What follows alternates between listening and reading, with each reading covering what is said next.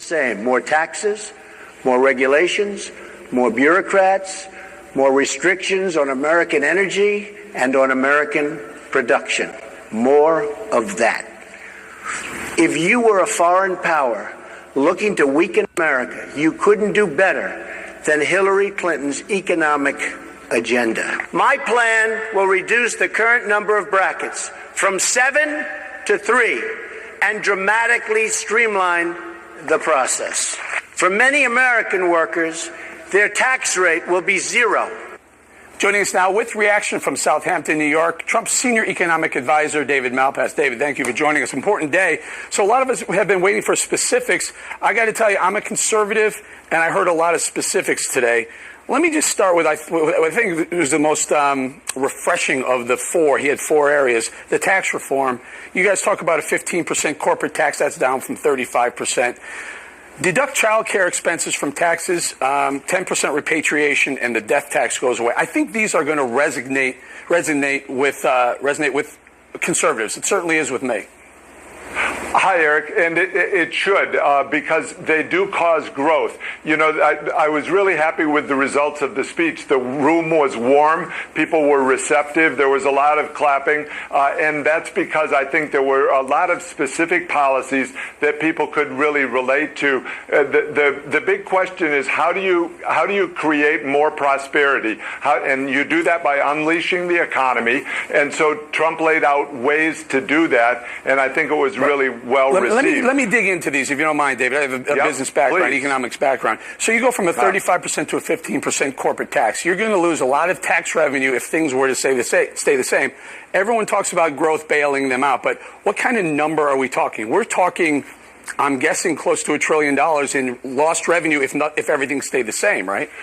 Well, I don't know that that's what the scoring would be, but the economy is going to change a lot. One of the things that happens now is corporations avoid taxes by either moving offshore or they don't earn as much. They don't report the profit, and so if you have a lower rate, you're going to create more investment within the U.S. economy. That's the goal. You want to bring people into the labor force, and it's not just on corporations. But there is also going to be a reduction in unincorporated business tax rates. You know, Hillary Clinton has hers going up, and it's very mysterious how you could ever run an economy if you're taxing businesses more. I have a lot to get to, so I'm sorry. I'm going to pepper you with some of this stuff. The deduct child care expenses from taxes, does that apply to all levels, everyone who has a child, doesn't matter if you're rich or poor?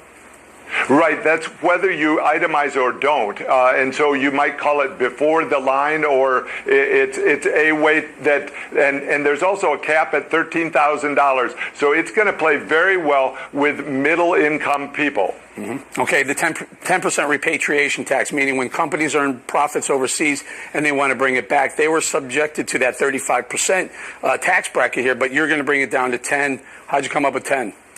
That's exactly right. Well, we've had some of those in the past, and they work quite well. So 10%, I think, is a number that will allow companies to bring it in and induce them to bring it in, and it also brings in revenue to the U.S. government. So it works. It's a win-win kind of a situation. All right, death tax goes away, estate tax goes away. Personally, I love this. I don't think enough Americans realize how much money the government takes from us for the second time.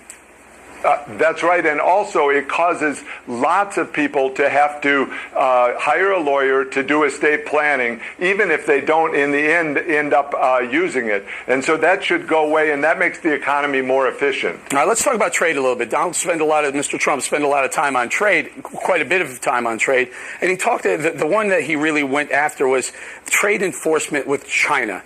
Now, he talked about maybe $1 trillion in, I don't know, net revenues or net money coming back to the United States. Is it really that big?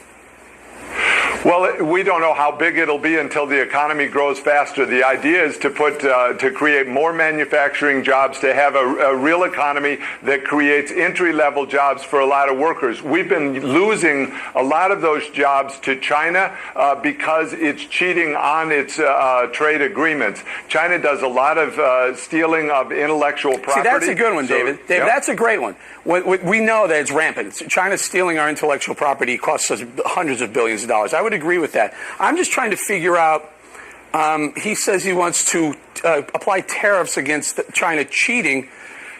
How so? How do you apply a tariff? First of all, as a free trader, I hate tariffs.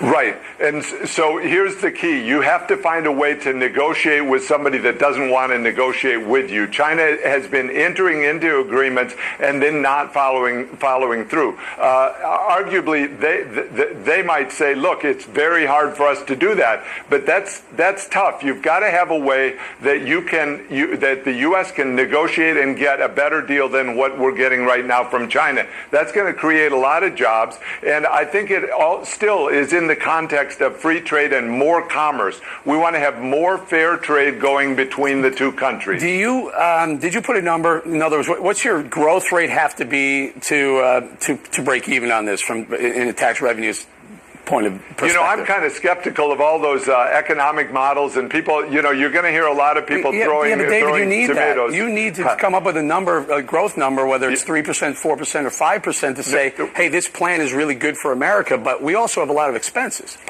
So I think this plan will cause 4% growth, and I think we need that because otherwise what's happening is the middle of the economy is getting left out. A lot of people are dropping out of the labor force, millions and millions of people dropping out, and they have to be brought back in. So the 4%, I think, is achievable. We know when Reagan did how long? I mean, listen, I agree with you, 4%. Yeah. Reagan had 4% coming out of the recession/depression. He was handed, but it didn't last that long.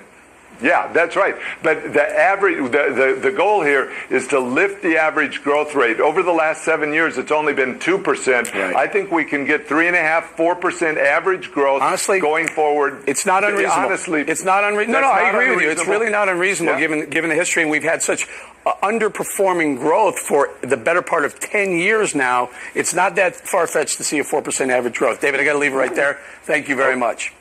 Next on the rundown, another view of Trump's big economic address today. Right back with that.